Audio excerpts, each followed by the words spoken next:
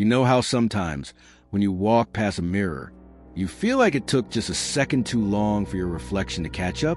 That tiny delay you brush off? That moment when the image isn't quite right? What if I told you it's not a delay? It's another version of you, watching, waiting, smiling, because it knows something you don't. That's what happened to Elia Ward.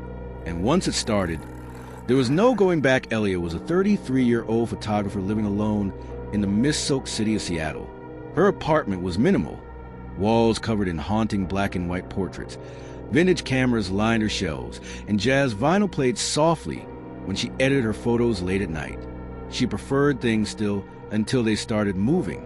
It began at the Fremont Sunday Market, a quiet corner where she stumbled across something old, a mirror framed in cracked black oak, its glass warped, like it had been breathing for years. The seller, a hunched man with waxy skin and cloudy eyes, barely spoke. $50, he said. Kind of creepy, she smiled. So's your future. She thought it was a joke. She was wrong. Back home, Elia placed a mirror in her studio, cleaned it, stared into it, and something stared back. At first, it was just small things. Her reflection blinked when she didn't. Its smile lingered a little too long.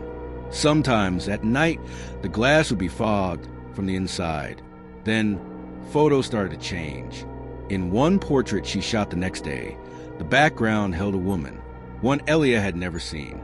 Burnt dress, hair like wet ash, skin cracked like old porcelain. She thought maybe she was overworked, until her best friend Lena Cross came over. Lena, wild, smart, and loud, had known Elia since college. She laughed off Elia's ghost stories at first, but when Elia showed her a photo taken in the studio the day before, Lena turned pale. Her own face in the photo was missing, blurred, smudged out like it had never existed.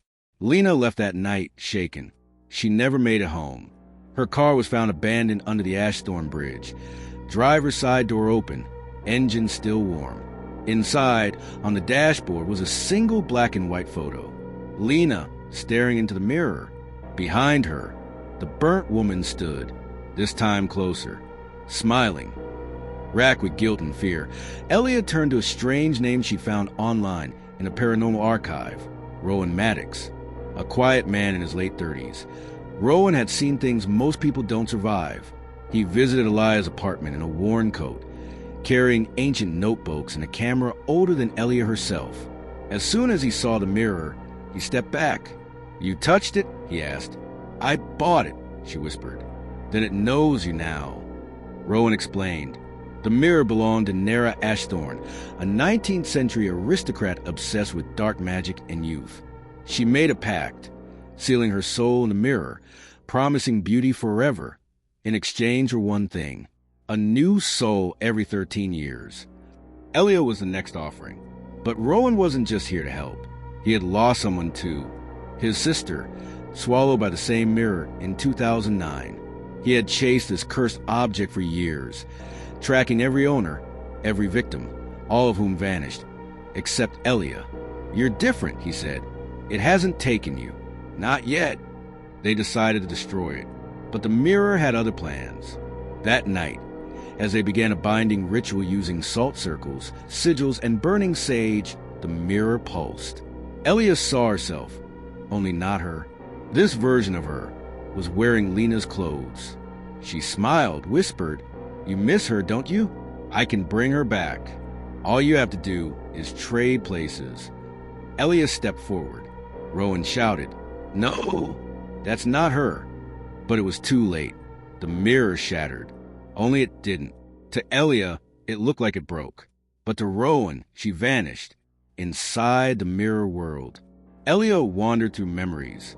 Her mother's face, Lena's laughter, a shadow watching them all.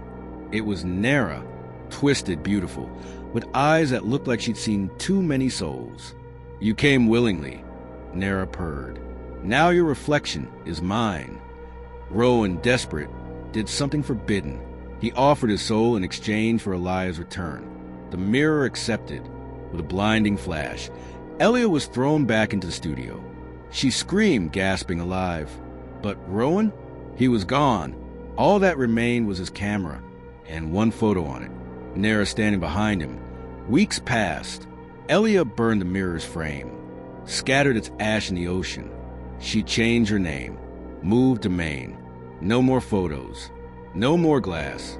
But sometimes, at night, she catches a reflection in the TV when it's off. And it's not moving right. It blinks late, smiles when she doesn't.